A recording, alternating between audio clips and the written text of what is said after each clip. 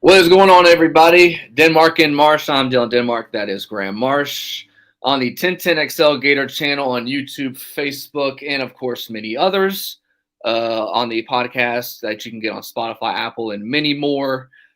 Boy, Graham, you're much more of a talker than I am. I really don't have No. not of a lot of excitement for this LSU game. I don't. I just don't. It might come to me Saturday, but like as of right now, I'm just like, whatever, man. This game is you can roll the ball out there. I really don't have a lot of excitement.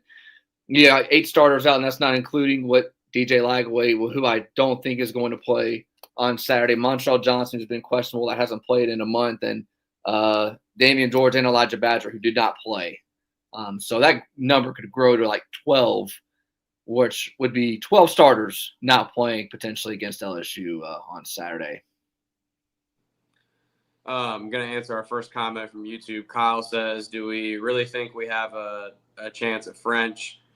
He is referring to Jamie French, wide receiver out of Mandarin, 5-star committed to Texas, because it's looking like it's trending towards his quarterback at Mandarin, Tramel Jones, who decommitted from Florida State this morning, potentially ending up a Gator.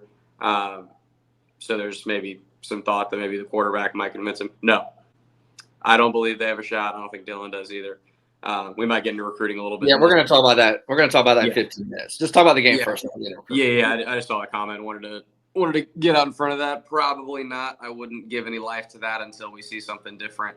I don't really see any smoke at all right now. Hopefully there's some, but it'll be wrong later. But anyways, yeah, Dylan.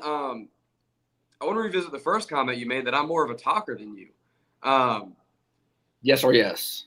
Yes.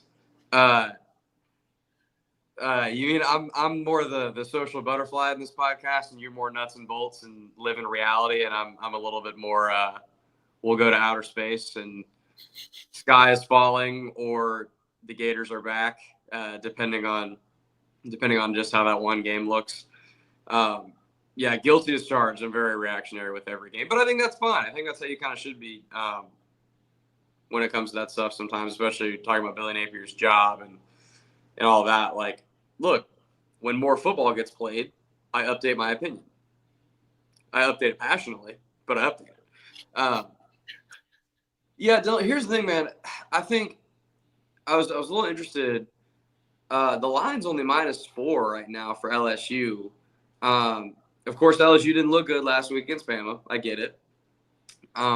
Florida looked even worse against Texas. That was, before I go into more LSU stuff, Dylan, yes or no? And I get the quarterback situation is obviously part of it, but just looking at straight up just how they performed overall, that was the worst performance of the year, correct? That was worse than Miami and A&M? Well, how Florida played against Texas? Yeah. Yeah.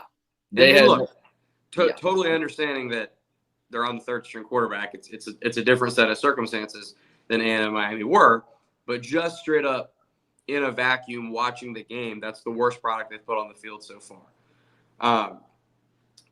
So I get why it looks even worse now when Strickland comes out with the vote of confidence about Billy Napier, for them to have such a bad performance immediately following that, even with a third-string quarterback. LSU, man, that line being -4 tells me Vegas believes or Vegas knows that DJ Lagway is going to play. I believe he's going to end up playing this week.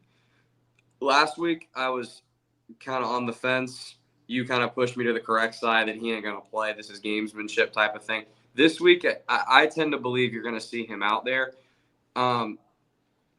What it looks like, I'm not totally sure. Before the hamstring injury, he wasn't running all over the place, but that he would keep it a decent amount on a read option every so often to keep defenses a little bit off balance and keep some holes a little bit more open for Jaden Ball and Jacoby Jackson. And then obviously the main thing is that arm is just he's got a God-given right arm. So how effective he'll be with his legs, I don't know, assuming he does play. And how does that impact his throwing? I also don't know. Are you going to have the same explosive downfield passing game that you've had while he's been in there with the deep ball in previous weeks before the injury?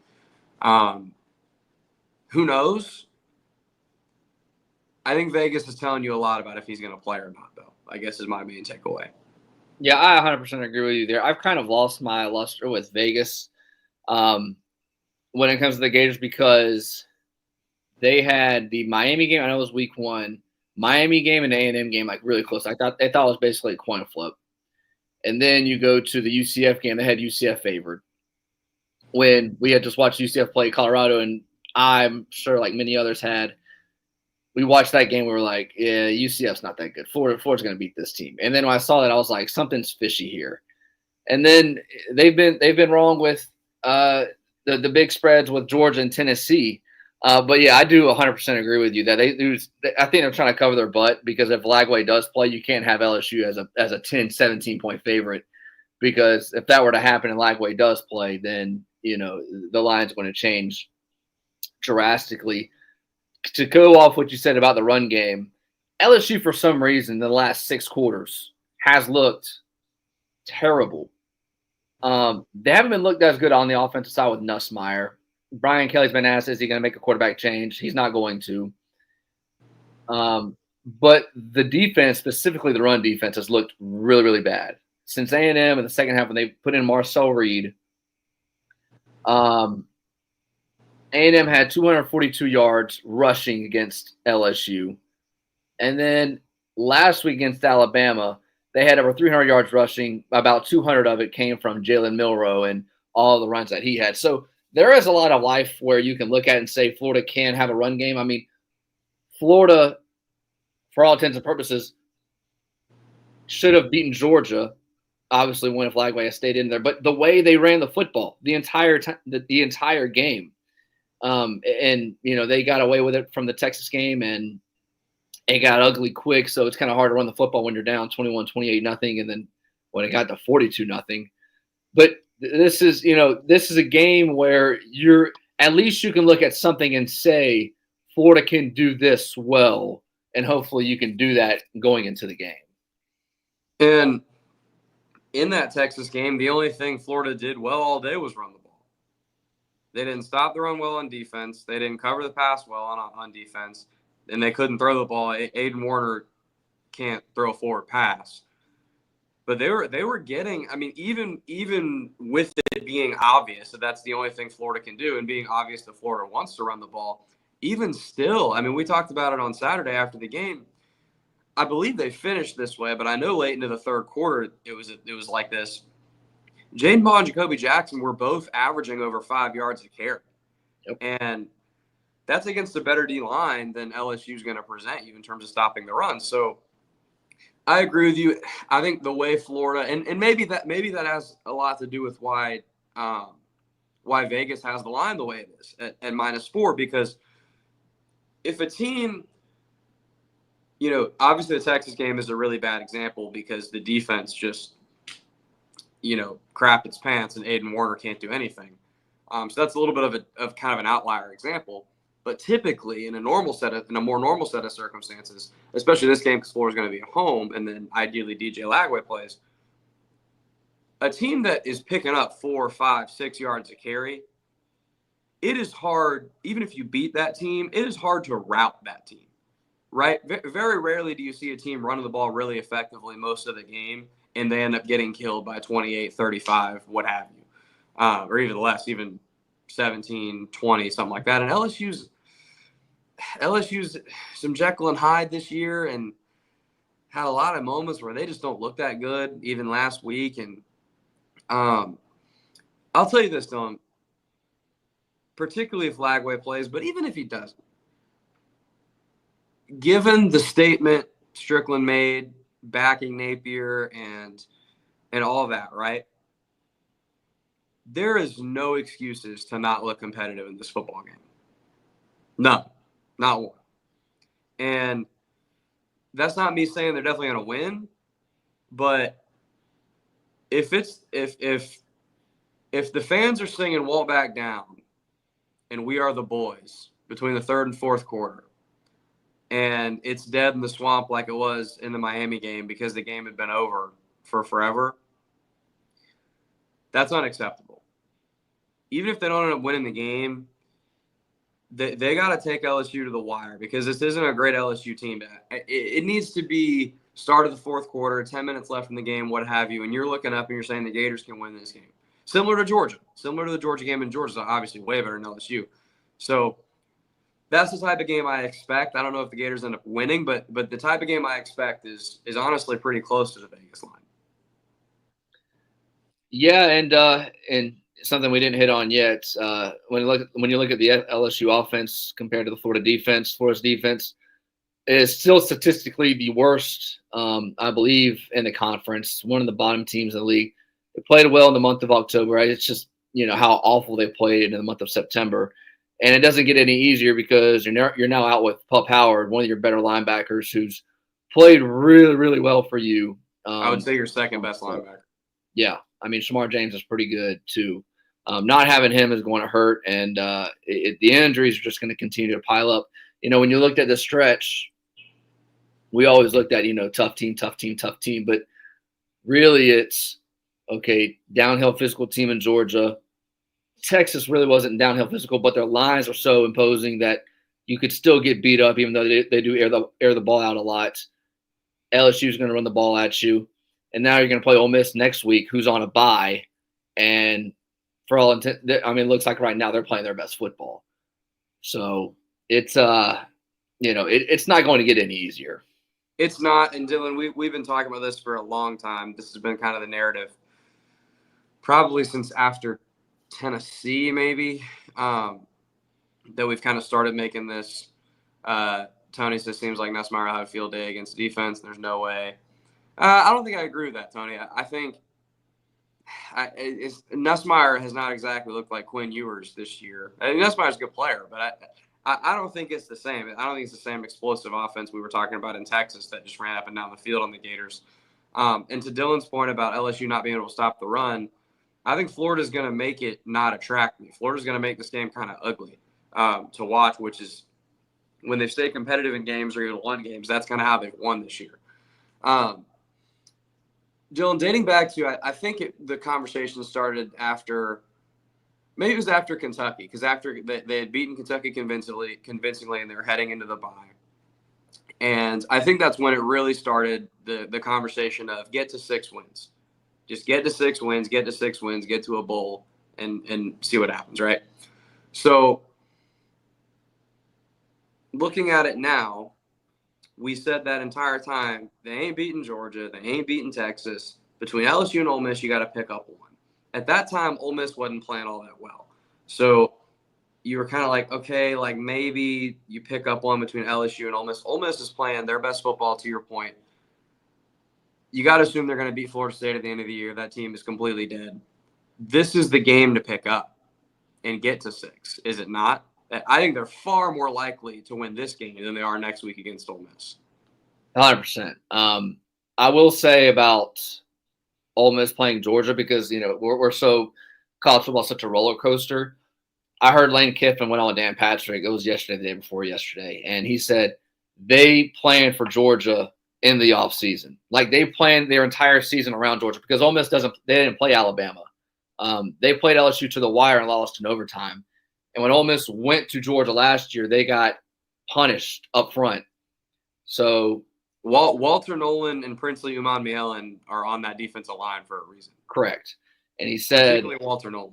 Whenever they met in the last offseason, they wanted to make an emphasis on being better at the lines of scrimmage to play against Georgia. And you could clearly tell the difference in the lines of scrimmage in that game. I think Princely and the guy you just mentioned both had 2 sacks apiece, and Georgia could not run the football at all. And they started the game in a hole.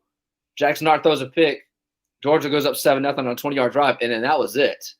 So, right now, yes, LSU is definitely the team that you can get as compared to Ole Miss because Ole Miss is going to heal up on the bye week, and LSU's trending in the downward direction. So we'll see. I think I'll feel a lot more optimistic. I mean, like we have JT here, the defense has been playing better since the bye week, which is true. Kind of hard to say that after the performance that you put up, a week it's ago. True with the exception of Texas. Texas is they were horrendous, and that's my concern, Dylan, about Ole Miss. Where Florida has really struggled defensively this year. That's fair, JT. There's not much you can do with this. They're definitely injured for sure. I get it, but they didn't even belong in this thing. I mean, Texas was basically running plays on air. I mean, there's no excuse for that. They weren't going to win the game, and they weren't gonna hold Texas to 17. But Texas could have hung 60. To be honest with you, I mean, they missed a field goal early. They kneeled the ball down at like the 5 at the end of the game. Like, there were even more points to be had than Texas even took. Anyways, other than that, they have played far better. But to the Texas point, where Florida has really gotten exposed defensively this year, dating back to early in the season and then now, are teams that can throw the ball down the field, and they're explosive. Because Florida, this secondary has shown that they will give up chunk plays. And then eye candy. Misdirection stuff has killed them this year. Fakes, play action, that type of thing has really hurt them. When Georgia started moving the ball late in the game, you could tell Florida was really crashing to stop the run and not let them get downhill running the ball. So Georgia started utilizing tunnel screen and started utilizing the left and right side of the field and getting more horizontal, and that's when they started moving the ball a little bit better. Ole Miss is going to do that to this defense, and that's going to be problematic. I don't know that LSU can do it quite to that level. I think LSU wants to run the ball first. They can get down the field. Kyron Lace is a great player. But the team of these next two that I think is going to really expose this secondary is the team they play next week in the Rebels. This week, I think they can keep it at bay and then hopefully run the ball well, score some points, get in the end zone on offense, and then fourth quarter we got a ball game. We'll see what happens. Maybe get a turnover or two. Who knows? All right, we got a couple of comments coming. I'm going to get to those in a minute, but I really wanted to get to this point. The college football playoff came out Tuesday, and I'm just sitting here. I'm thinking I was on my way home from doing hacker shows yesterday. It might have been 2 nights ago. I can't remember when it was. And I'm just sitting there. I'm like, every Florida team that's beaten us is in the contention for the playoff. Even A&M still at 15. You have A&M, Miami, Tennessee, Georgia, Texas, and I'm not going to be one of those people. You mean every team that's beaten Florida? You're saying? Yeah. Oh, you said every Florida team, and I was like, oh, my bad. Yeah, I don't believe Florida State was able to make it to the playoff rankings. Yeah, every team that's beaten Florida is in this contention, and it seems fun. Like you talk about it and you run these scenarios, and I know a lot of it's wasting time because there's so much. There's still 3-4 weeks left in the season. There's so much ball to be played, and there's only 1 week ranking that matters, and that's one that comes out in December. And this playoff started in 2014. Florida has never been in contention. I don't really remember 2020 looking at the rankings week in and week out because Florida week 3 lost to A&M, and then they go throughout the whole year. I assume that they were – I should have done this before the show started. Looked at what they were week in and week out, and then obviously they lose to LSU, and then when you lose to Bama in the title game in 2020, you lost your hope of making the playoff. There was some talk then. The thought was – sorry to cut you off. The thought was before they had that disastrous LSU game that you were basically going to play a 1-game season to get in the playoff or not against Bama in the SEC title. Yeah.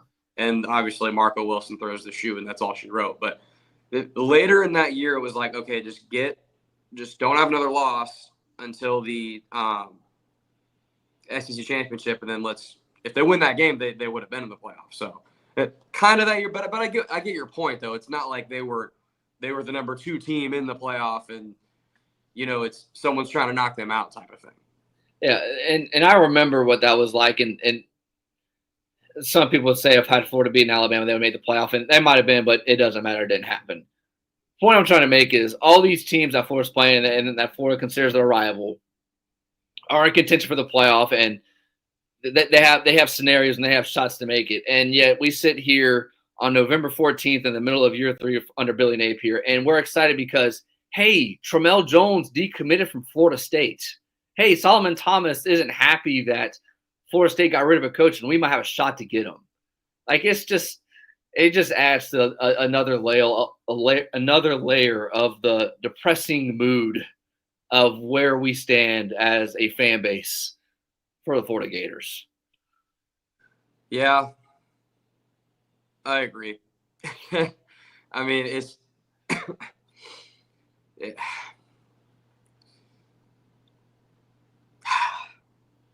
I mean, think about it. Florida State, I mean, it's just you're one in the playoff. They're in contention. Miami 2017 now. LSU, Georgia, obviously. Alabama, Texas. What other team am I missing that Florida plays regularly? Ole Miss right now. All these teams, and it's like we're just Tennessee. Tennessee's another team. They were number 1 a couple of years ago, and right now, and now it's just, hey, we have a shot to get this kid that may or may not even play within 2 years of the program. It's been so, Dylan. What's happened? What you've seen in a slow progression over the last couple of coaches, and even more so at a more rapid pace as Napier's been the coach. As you've seen Florida, that has traditionally been considered in that top tier of SEC teams, Bama, LSU, Tennessee, those teams that are constantly at the top, Georgia. Florida is not in that tier. Florida is in the tier of South Carolina, Missouri, Kentucky. They're in that tier. That's where Florida – now, does Florida have the ceiling and the capability to rise far above that and reach heights that they once did? Of course they do. I don't mean in terms of program attractiveness and viability and money. I don't mean that. I mean in terms of how they're nationally perceived as a football team year in, year out. That's the level Florida is right now. It's just the facts. So you think about those teams, I just said those teams are never in playoff conversations. When's the last playoff ranking you saw South Carolina be part of a conversation? I mean, when's the last time you saw any of the teams have a chance to play for a New Year's Six bowl? Yeah, it doesn't really happen. And Dan had 3 New Year's Six bowls in a row. I mean, congrats, hang the banner. But, I mean, that was the ceiling of his program. That was the best they were going to get because he wasn't going to recruit for them to get to the level beyond that. So I don't agree with this method. And before the comments want to come and kill me for this, before I say this, I don't agree with this. I do not think this is the case. But I will say that I think that lack of success and that hamster wheel of coaches is the reason that they're doing this with Napier. It's the reason that they're, even if it's putting a square peg into a round hole, this is the reason they don't want to get rid of him, and they want to see what year 4 looks like, and they issued the public statement. I think the powers that be at Florida are tired of hiring a coach, having it crash and burn in 2 to 3 years, firing him, and then just repeating the cycle. You and I believe Lane Kiffin would look different. You and I believe that even if it isn't Lane Kiffin, somebody else that has a resume they could bring in here would look different and probably look better. You and I both agree that his production on the field has been so poor that, even if you don't have the clear-cut next candidate, you still got to move on regardless. We agree on that, but I think when you look at what you just said, that since 2014, since playoff came out, Florida's never been a legitimate contender, is why they're trying this, because it's different from the methods that they've been trying before. Yeah, and kind of to go back to these comments, talking about, how do we get Lane to the swamp? That shot, that was a dead dream Saturday night whenever Ole Miss beat Georgia, because Ole Miss now, I mean, you talk about an easy strength of schedule. You have a bye week this week, then you play Florida, then you play Mississippi State. And then that's it. Then you're probably going to be in the playoff. And there's scenarios that they might make the ACC title game. And if they do that, Florida had a shot to get Lane. And then each week that's gone by since the beginning of October has gotten less and less. And I think that shot's now like less than 5%. Because Lane's not going to leave Ole Miss when they're in the middle of the playoff run and take over this program, even if they do pull the trigger on Napier, I think. Dylan, can you pull up our buddy JT's comment, his last one about the real issue? Do you see it on YouTube? Yeah, right. Yes, here. sir. JT, shout out, my man. I appreciate you conversating with us, and I want to address your comment here. The real issue isn't the hiring and firing. It's a word I can't say on this podcast publicly, but I'll say behind bars. ADs picking terrible coaches. Yes. Yes, yes, yes, yes, yes. Ding, ding, ding, ding, ding. Correct. I totally agree with that. Florida does not have a firing problem. Florida has a hiring problem. Florida has not, since the day Urban Meyer drove off of UF's campus and was no longer the head coach, they have yet to hire the right coach since then. And it's not the fan base's fault that they fire these guys. It's not because Florida's toxic and blah, blah, blah. No, screw that. Florida's not toxic. Florida shows up to games. This entire year, Florida has been a really, really tough watch in all aspects of the game. And the swamp is freaking sold out every week. So I never want to hear anything again about Florida being a toxic fan base. We've already addressed this, Don. I know it's a conversation we've had before. But just for maybe people that weren't in the conversation then, I just want to revisit this because I think it's relevant now. I completely agree with that. The problem is I don't think the powers that be agree with that. I believe the powers that be believe in the BS narrative that the reason Florida's in the position that they are is because every 2 to 3 years they start all over.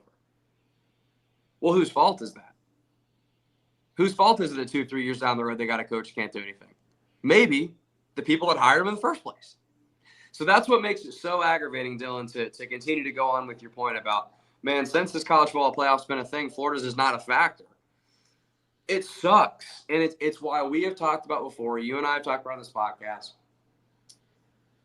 Look, the conversation for the here and now is dead and gone because Florida's not getting rid of Napier. We all know that. That doesn't change the fact that next year, if they don't perform and it blows up in their face, they're going to get rid of him next year. I still don't think that's set in stone, though.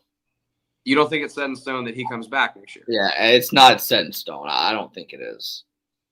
I think that's wishful thinking on your part. If you get blown out the next 2 weeks and you find a way to lose to Florida State, I don't know how he stays around for next year. Yeah, I guess if they can figure out a way to lose to Florida State, then maybe, because that'll be Florida State's only second win probably. I guess that would be tough. We would have to revisit the conversation. I think at that point, I don't think there's any chance in hell they lose to Florida State. And at this point, I think with the injuries and the excuses and blah blah blah, the powers that be are gonna come up with being fine with losing this game in Ole Miss, assuming they do. Tony says he drops the last 3, he has to be toast. I would probably agree with that. So there's probably a window that it's not set in stone. If they lose to Florida State, I mean, come on. I mean, that is a middle school team they're trotting out every week. I mean, that team is and they're not gonna have staff either. They fired the whole staff other than Norvell because Norvell can't get fired. But JT says Strickland is that dumb and cares that little, he'd be back. I might agree with that. Again, whatever. Different part of the conversation. For the here and now, assuming they beat Florida State, he's back next year. Here's the thing, Dylan, and this is interesting. I want your input on this. Let's say Napier's back next year, and we're doing this again. They go down to Coral Gables week 1. Miami kills them. They come back. They lose another couple games. They lose to Tennessee. They lose to Kentucky. And it's bad again, right? And we're doing the same thing again. At that point, you have to imagine they would fire him, of course. Probably mid-season at that point, maybe the end of next season. Who knows, whatever. This Ole Miss team, Dylan, is Lane's best team he will ever have there. Correct? Yeah, I easily agree there. He could be available next year. What if, fast forward next year, what if next year Ole Miss is still good, but they're not playoff good, and midway through the year they have maybe 2 losses, they end the year with maybe 3? Could it happen then? Am I insane? Am I looking too far ahead? Your thoughts? Oh no, you're looking far ahead, but I mean, that's not out of the realm of possibility.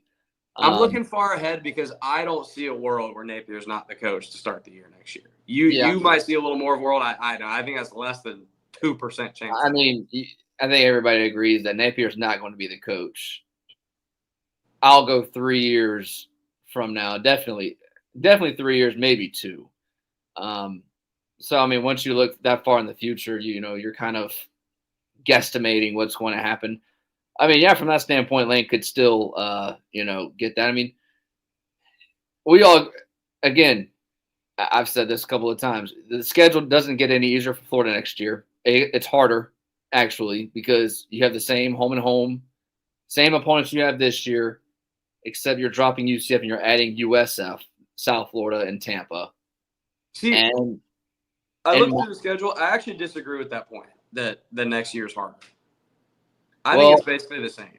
A&M will be tougher. I think Miami will take a dip because they're losing some talent. A&M will be better. You get Tennessee back in the swamp, and you get Texas in the swamp instead of having to go to both of those places. Yeah, but then you go to Kentucky. You get Florida State back at home. Yeah, we'll see. We'll see. I don't think it's hard.